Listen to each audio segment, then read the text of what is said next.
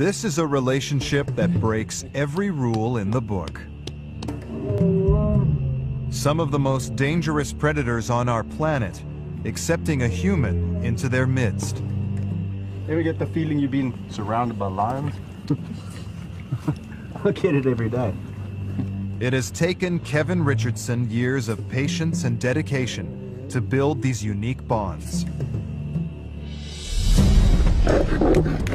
But keeping predators in captivity is fraught with difficulty.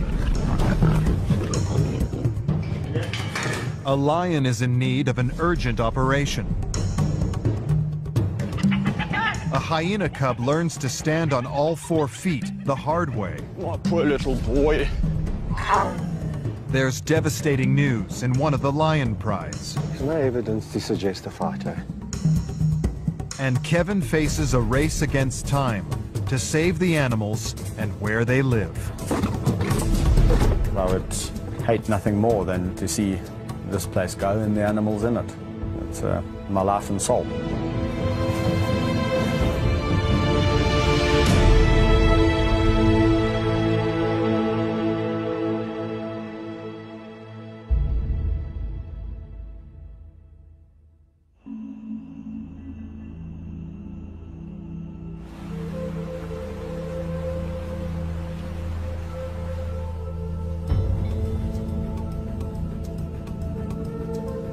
This is the kingdom of the white lion, a 700-hectare private wildlife sanctuary run by Kevin Richardson.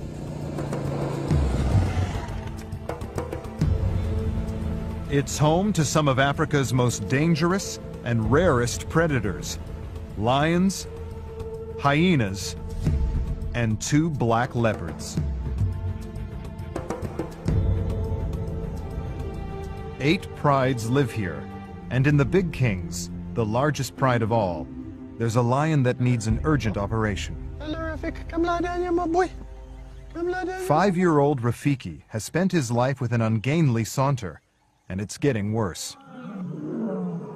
He has an extra dew claw on both of his hind legs that shouldn't be there. They are a deformity and need to be amputated. Vet Jonathan Fish has been called out to remove them. I think you've seen it before. The dew claws? Yeah, but his ones are not as integral. They're not as attached. They're kind of like just hanging on by a thread of skin. Yeah. And when he walks around, it just flops around, you know. Dew claws are normally only found on the front legs of a lion, not the back. They act like thumbs and are used to hunt and hold down prey while lions eat.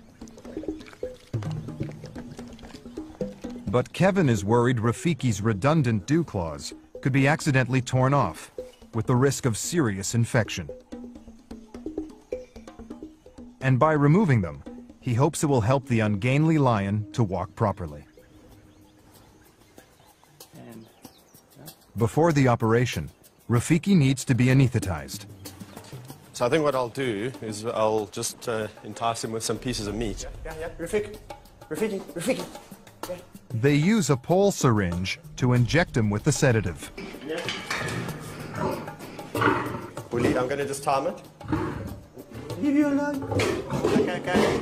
Leave him alone. Let's go. Anesthetizing a lion is risky. The dose is difficult to judge. Too much, and his heart could stop. Too little, and he could wake up early. Yeah, quite a hard dose. Yeah, he's going down like a ton of bricks.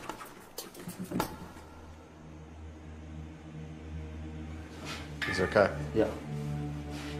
1, 2, 3, go. Once he's safely sedated, Jonathan needs to work quickly. Right, so I'm going to cut through the skin first. There's some major blood vessels under there. Yeah, there's a big blood vessel that supplies the skin. Yeah. And there's a big one that supplies the claw itself. I mean, if you can imagine having that attached to your leg and walking around with that, it must be highly irritating. No special technique there, you just... Yeah, that's how things. Sure, look at that, huh?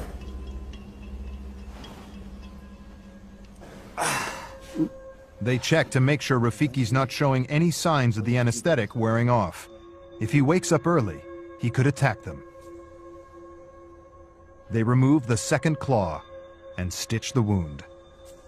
The problem with the lions are their tongues are very, very rough, and that pulls stitches out quite easily.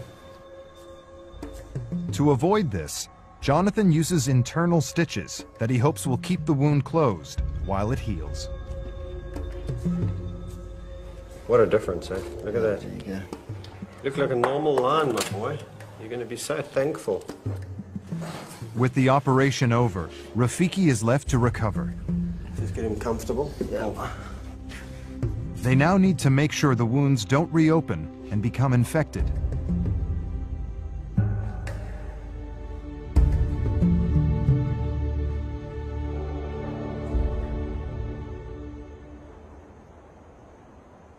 A few hours after the operation, and with Rafiki just about on all 4 feet again, he's released back into the big king's pride.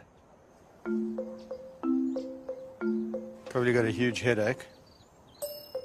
So Rafiki's just come out and he's actually just trying to find some peace and quiet. He's gone to a spot in the shade and the youngsters keep pestering him. All the adults couldn't really be bothered. They've understood what's going on, I think. They've said, okay, leave him alone, he looks a bit grumpy. But not the youngsters. They are curious about these bandages and the smell of these bandages, and they keep on harassing him, and he's getting up and giving them a good beating and then going back down.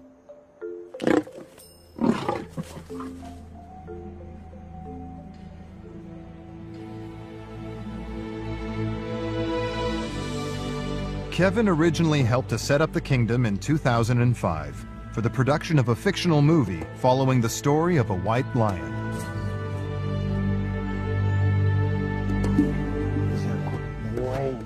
The retired stars of the film now live out their days here, alongside some of Kevin's favorite lions from his former job at another lion park.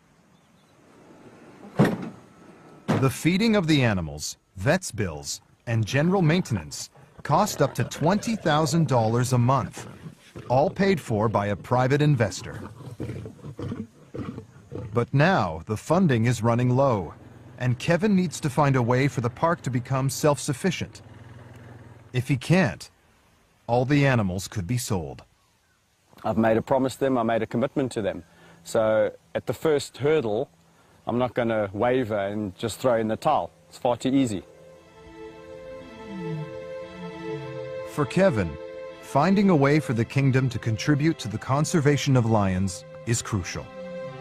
One day he hopes to open it to the public and give educational tours. It's the day after Big King Rafiki's operation, and Kevin heads over to check up on him. The cubs have tried their best to pull off Rafiki's bandages, but with no luck. There we go. There we go. Now you can have some. Now they do need to be removed. Kevin has 2 choices. Put the lion through another risky anesthetic, Let's all flop on each other. or chance taking the bandages off himself. Kevin's insight into the pride dynamics is crucial in judging the right time.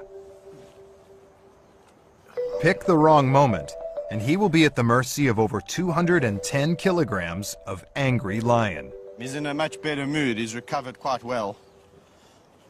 And he's a lot less grumpy than he was yesterday. Eh? And I think, well, he's in a great mood. I'm going to try and take his bandages off. If I can cut through the whole length of it, he'll be able to pull it off himself.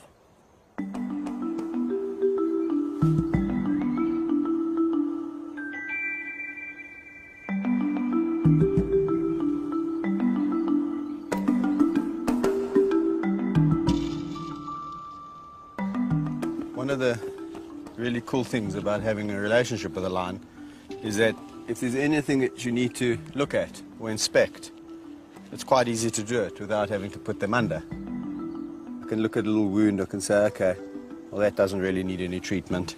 I can try and get the bandages off his paw. Don't have to knock him out again. That flicking, I'm really irritated with you. Okay. Got it.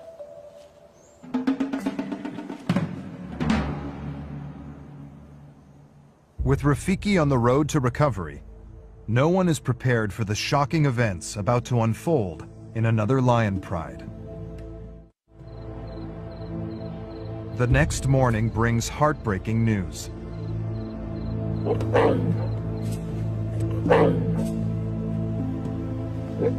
Lion cub Vaetzi is alone and distressed in his enclosure. There's been a tragic discovery.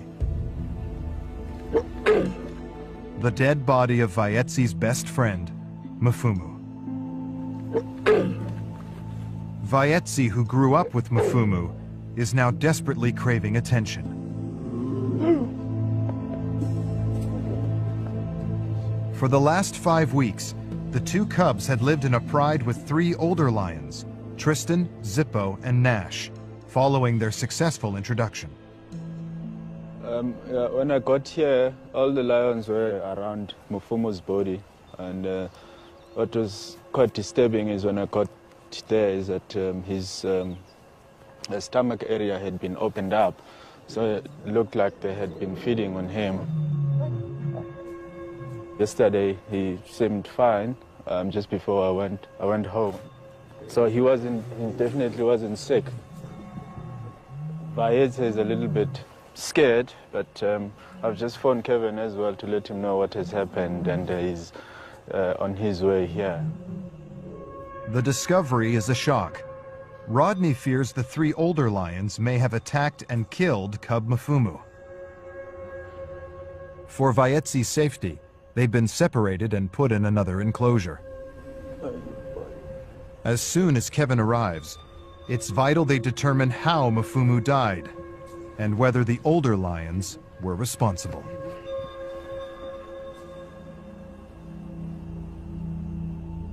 After hearing the terrible news of cub Mfumu's death, Kevin has rushed to the kingdom.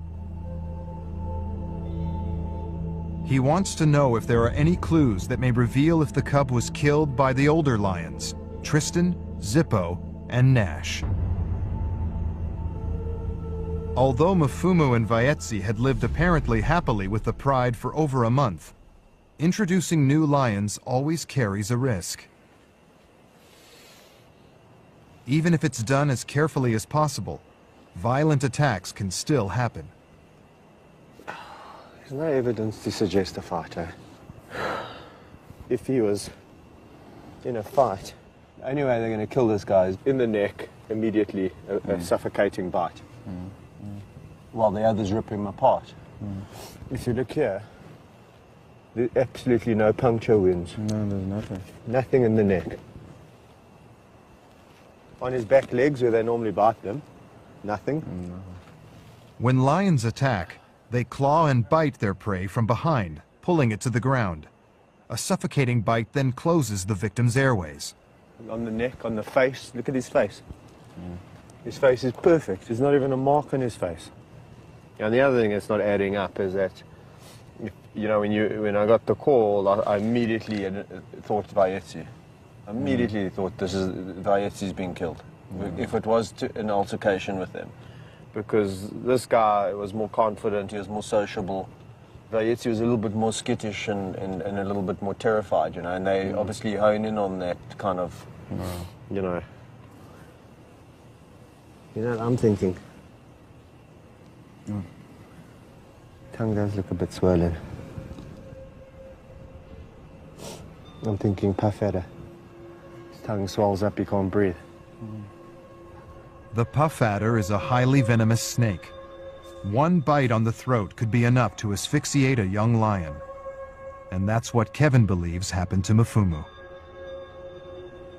Don't even know what to say. I think what we need to do is maybe today just bury the body. No.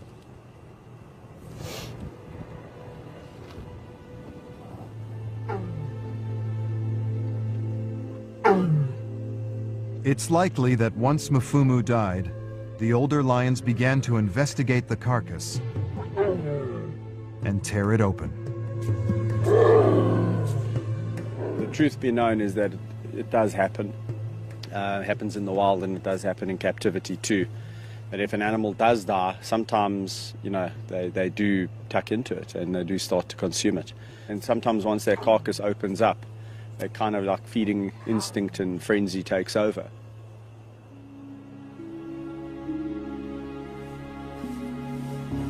Later that day, Mfumu is laid to rest in one of the kingdom's most peaceful areas. Okay, slowly.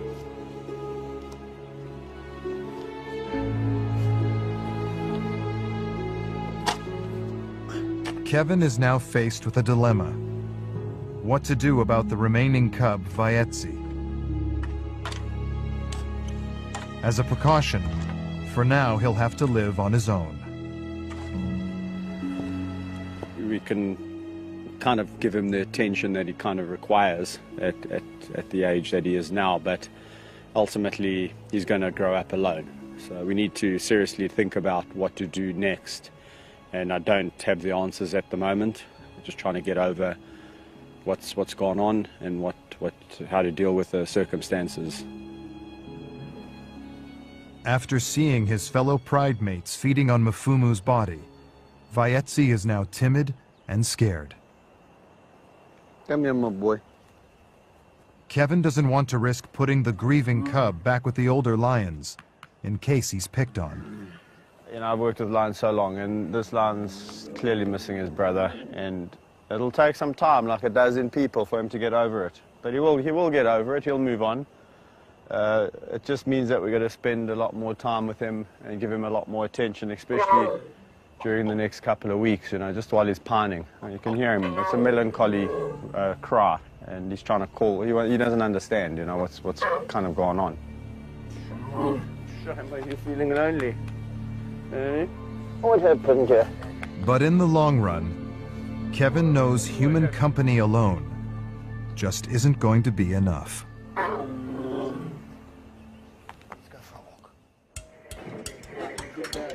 Tristan, Zippo, and Nash, removed after Mfumu's death, are now being taken to meet the 3 other members of their former pride. They're going to be reintroduced to Bobcat, Bandit, and Gabby, the other half of the so-called terrible teens. Run!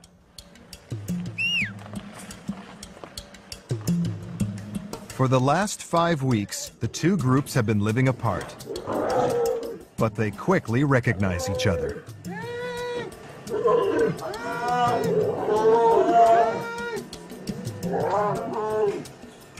When Mfumu died, obviously that's created a bit of a problem.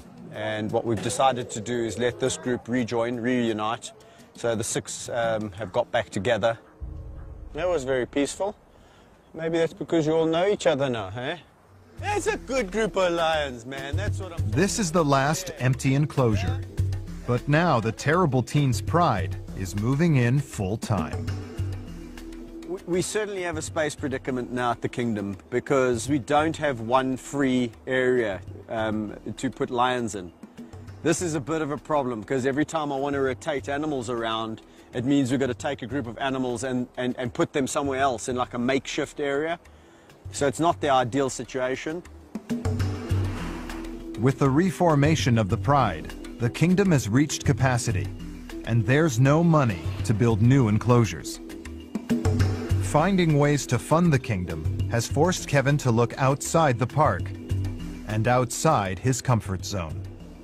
So today I'm doing a motivational talk, just talking about the lions and talking about what I do. I must say I'm feeling very, very nervous, but I think hopefully it's going to go well. Don't know what to expect because I've never done one of these before. Getting off the point, this chap is fascinating, and we reckon if we all put our resources together, we might yet save this planet. Ladies and gentlemen, please put your hands together for Kevin Richardson. Despite the alien environment, this is an avenue Kevin can ill afford to ignore. I start with them when they're really young. The will to learn is really what it's about.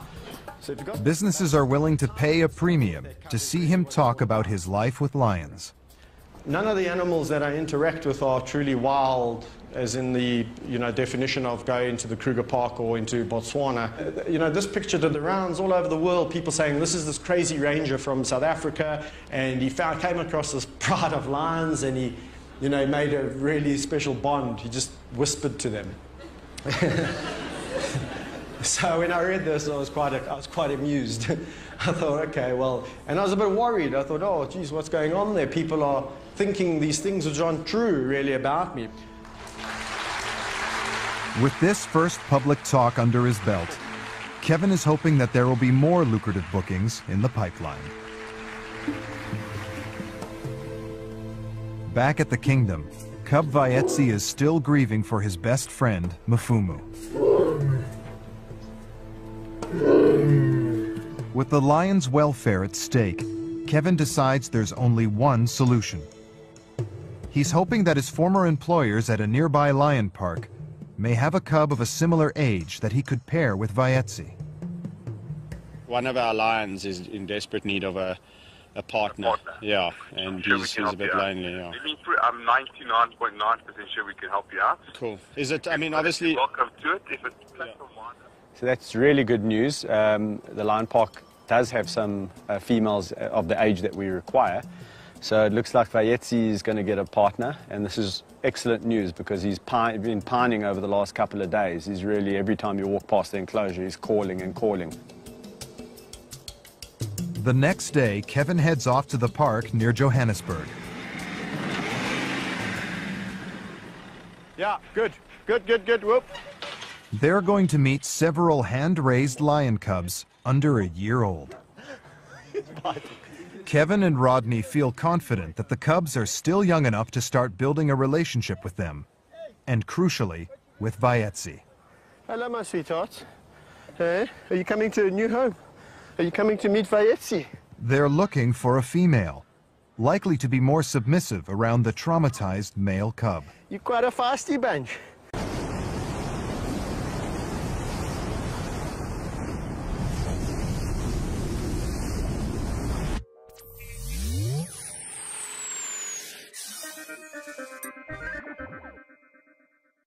Yeah, we're going to have to instill some discipline.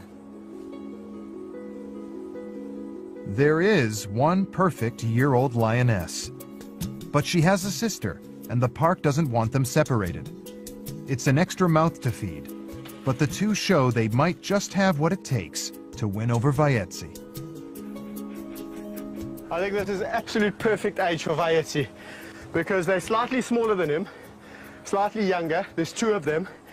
He needs a bit of confidence boosting, so he's going to feel a lot more relaxed interacting with smaller lions than he.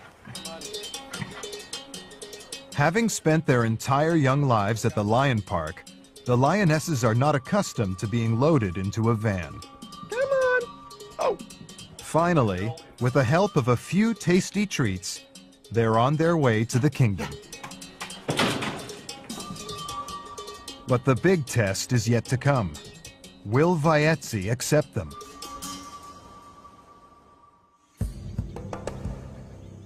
After the traumatic death of his best friend Mfumu, Vaetsi is about to meet two unfamiliar lionesses.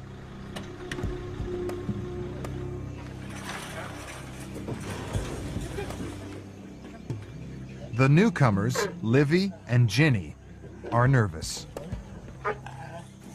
Come on. Here you go. It's their first time being introduced to a strange lion, and they're wary of Vaetsi. And without his best friend Mfumu to back him up, Vaetsi is also reluctant to make the first move. Slowly, not me. Kevin decides to step in as mediator. The funny thing is that Vaetsi is really and truly using me as a human shield. Every time he comes to interact with these girls, funny enough, I'm in the middle. Hey? What I'm going to do is I think the lions must get to know each other and he must gain some confidence on his own. I'm going to just slowly separate myself out of here and let them mingle. And it's up to him to impress the ladies now. Yeah. Because it's time for you to be a man, my son. Kevin patiently waits until everyone relaxes. This is the kingdom kind of lions, eh? All love. This is all about love, my boy. The kingdom full of love. Here we go. But replacing the bond that Vaetsi had with Mfumu is not going to happen immediately. The next few days are key.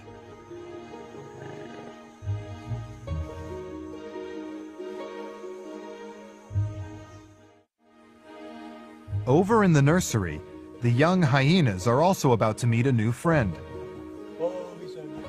Abandoned animals born at the kingdom are brought here to be socialized. 4-week-old cub Max was hand-raised after a deadly power struggle between the females in his clan ended in his siblings being killed. Hello, my boy.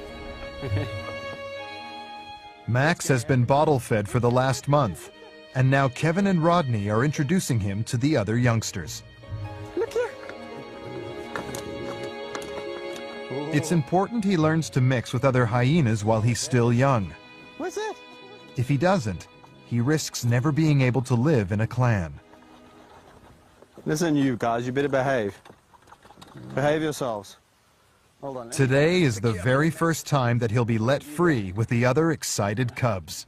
Grab you here, give you a height advantage. It's a tense moment. Let's take that out the way. Even young hyenas can be highly aggressive when sorting out their hierarchy. Go slowly, slowly, slowly, slowly. It's just excitement, and they're all just trying to tell him, "Hey, this is me. I'm Woody. I'm the boss here." And then they're all taking turns and saying, "I'm Benza, and and they're trying to get in his box." Max is a male, and in this group we have predominantly females. So there might be a little bit of neck biting, and ooh, we're the dominant females. But I think it's going to go very well. I think Max will be quite fine. It's all very new for you, boy.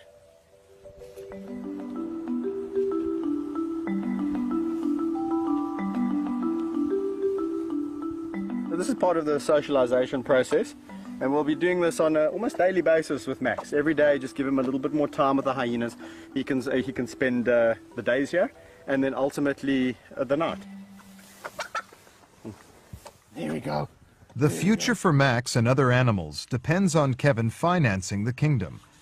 To generate income, he plans to open it to the public. But first, he needs to find the investment to build suitable facilities. To help raise money, he recently set up a local volunteer program where people pay to help out at the park.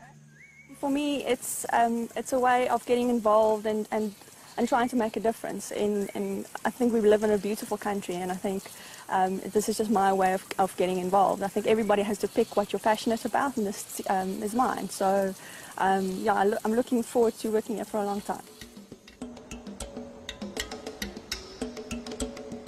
Kevin's wife, Mandy, is visiting the kingdom along with their son, Tyler.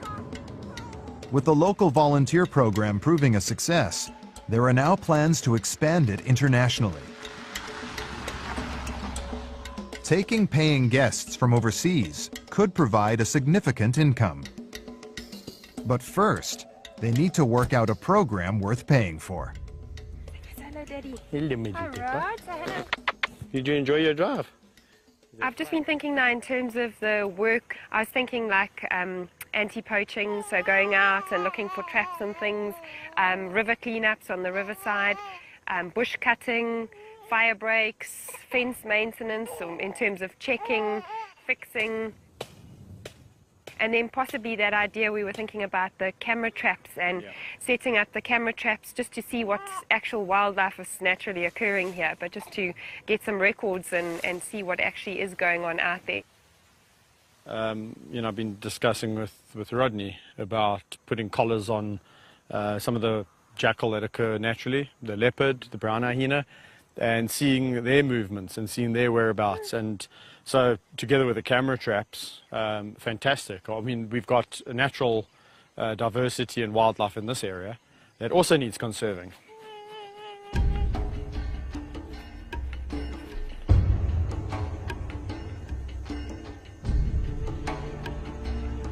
It's 2 weeks since Kevin introduced white lion Thor to lionesses Kusasa and Sabindi. He decided that Thor, having spent his life as a bachelor, needed some company of his own kind. Lions are the only truly sociable cat, but it seems Thor is the exception.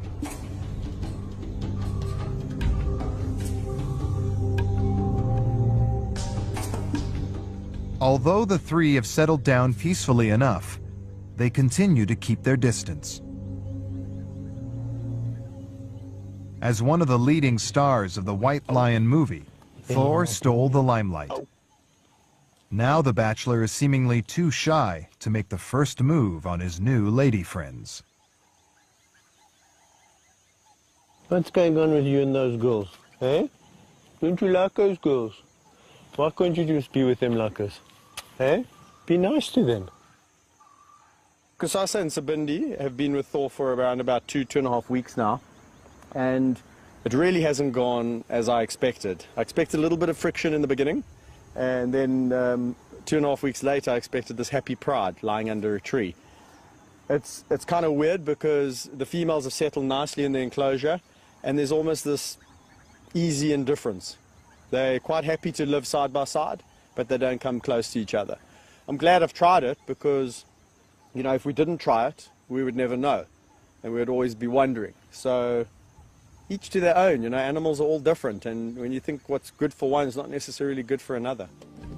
After spending years building a close bond with White Lion Thor, Kevin is going to test their relationship following the introduction of the 2 new lionesses. He's been waiting to pick the right time, and with all peaceful in the newly formed pride, he comes to a decision. A lot of people must be thinking, well, how do you know for sure that when you go in there, he's not going to just, you know, jump on you and take you out? And it's kind of like when you know somebody over a period of time, you will understand when they're in a bad mood or a good mood, not by speaking to them, but just by looking at them. And those are the messages that Thor will send me. I haven't noticed any of that of late, so I'm going to take it one step at a time and see how it goes.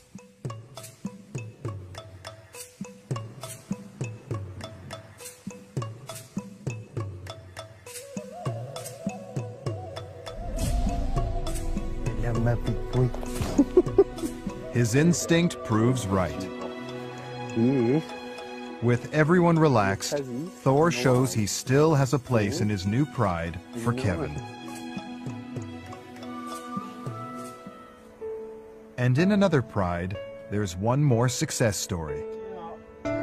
Following the traumatic loss of his best friend Mafumu, Vaetzi has spent the last few weeks getting to know lionesses Ginny and Livy. I don't mind nice bites. Much to Kevin's relief, Vaetzi is no longer pining for his old friend. I've been attacked. I've been mauled. Having seen how his happiness has changed over the last couple of weeks, he's completely a relaxed, happy lion again. And they get along very, very well. They all lie together, they're always licking each other. Livy, which is the paler one, is a little bit more shy, a little bit more reserved, and does take a lot of her cues from her sister, who's a little bit more, she's darker, old Ginny, and a little bit more adventurous. She was actually the first one to bond with Vaetzi.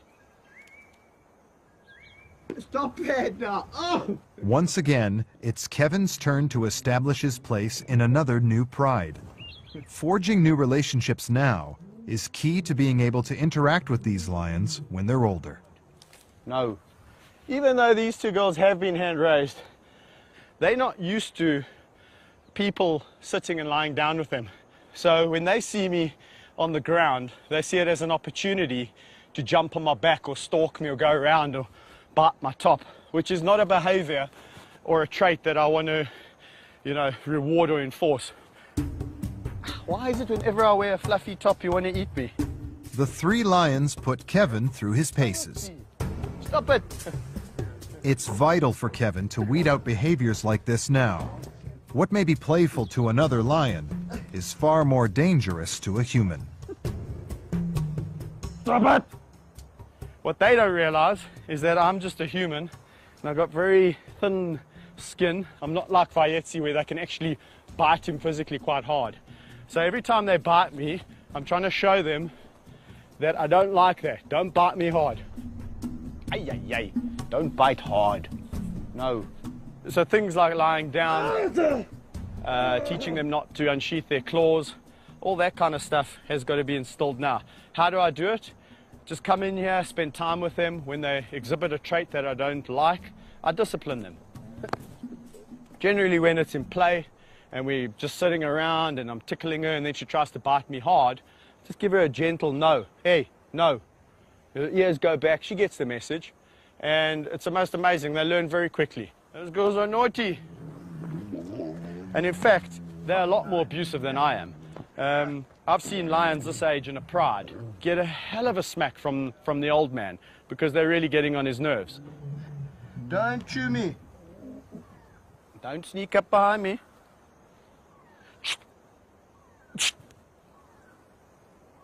Now she's realizing that it's not about biting Kevin's hand off. She could have a good gnaw on it. If she bites me too hard, she'll get a little bit of a warning on her nose. But there we go. That's the behavior I like. And it seems Vayetzi is not immune to Ginny and Livy's influence. The girl's feisty behavior is rubbing off. Stop that, no. I'm going to work a little bit harder at trying to build relationships with these two and also trying to stop their naughty behaviors from creeping in. Because this guy's got very naughty in the last couple of weeks. Yes, you know you have. You have. You're a naughty lion.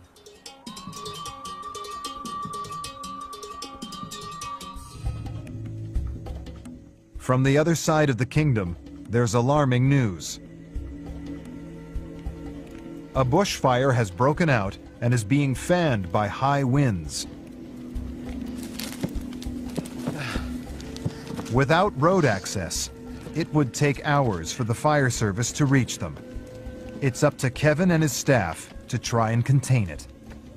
There's two things. I mean, it could burn the whole farm down, then the animals have got nothing to eat. And also it can trap animals unnecessarily.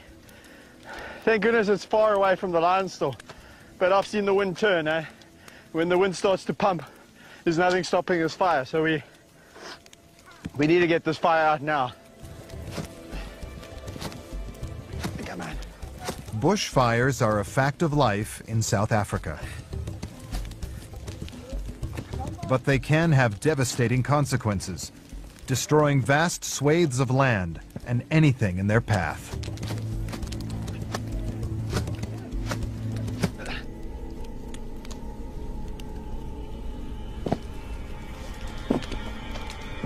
A few hours later, the worst is over. Looks like we got it under control. Looks like we put it out. Only problem is I've seen this situation many times before. And when we all just go back and relax and talk about the incident, it flares back up again because the wind picks up. The wind's died down a bit, so at the moment we're looking good. But what we'll do is we'll just keep some boys around here with the beaters, just in case we have a little flare-up. Put it under control again. With one crisis narrowly averted, Kevin heads back to the other side of the kingdom. Come, Maxie! Come, quickly, quickly! Max the hyena cub's big day has finally arrived. After surviving against all odds, he's now ready to join the nursery full-time. But Max's enthusiasm to join the new clan is exciting the others.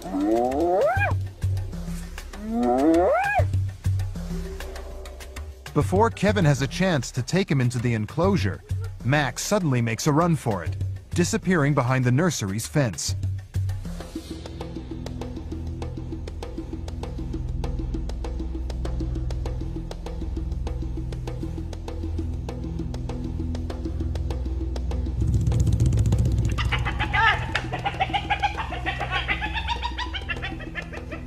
Did he bite him? Badly?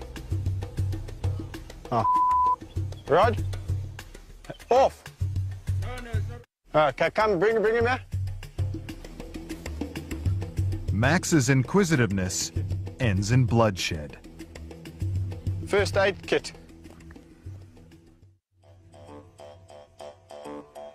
In his excitement to join the others in the nursery, newcomer hyena cub Max pushed his ear through the fence. One of the older dominant cubs retaliated and bit him hard. Maxie went round the back of the fence, and so I've got a little bit of a nick out of his ear, and it's bleeding a bit, but you'll live, my boy. Yeah, it's a big day for you. Shame, man. Look at that. You brave little fella. Looked worse than it was, eh? So it's not atypical for a hyena adult to react to a young hyena like Max. Max was excited, you know, running around the pens, and everyone's, you know, excitement was just a little bit too high. And he managed to, you know, grab him through the fence. We're going to put you in with those terriers. Now, there you go again, you see? There you go again. A little bit more cautiously this time. You know, hyenas are so tough. A little wound like that would probably send a human being baby to hospital for a couple of days. With Max recovered, Kevin takes him into the nursery. In no time at all, the cub forgets about his sore ear and starts to befriend the new clan. But the biggest test is still in store. At the end of every day, all the nursery residents are safely shut away in a night shelter. If Max manages to spend the night unscathed, he will be on his way to establishing his status in the clan.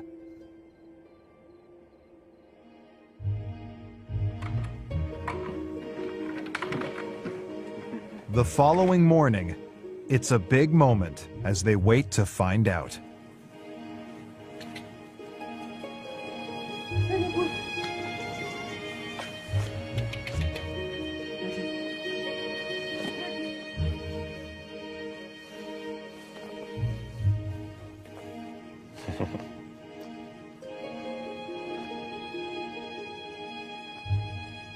This morning we came, and you're always a little bit apprehensive, but when Rod let them out, they all sprung out of the nursery, no bite marks, all just one cohesive unit. So I think it's really well done on all fronts, you know. From the fact that Max actually survived.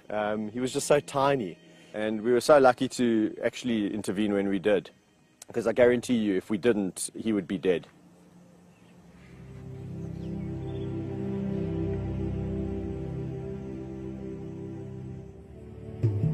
And there's more good news. The first bookings for the International Volunteer Program are in. It means there is another way to help secure the future of the park. Kevin can now turn his attention to his long-term goal, finding a way to open the kingdom to the public. A facility like the Kingdom is really important in educating people about the plight of the lion in the wild.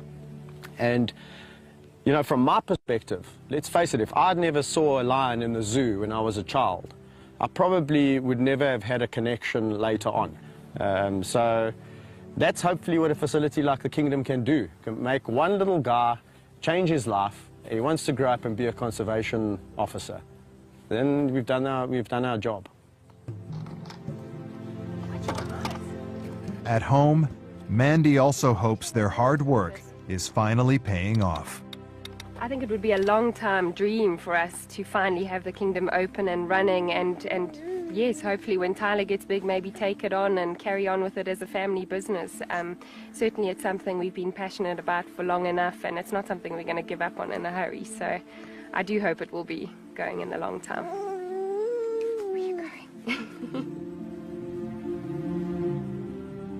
So the last 6 to 8 months at the Kingdom have been really hard. It's been tough times, but things have turned around, things have looked up. We've really applied our minds to how we can make the place a success, and it's slowly turning. In the future, I think we're all feeling a lot more optimistic However, it's still tough times. So, yeah, we've just got to continue forward.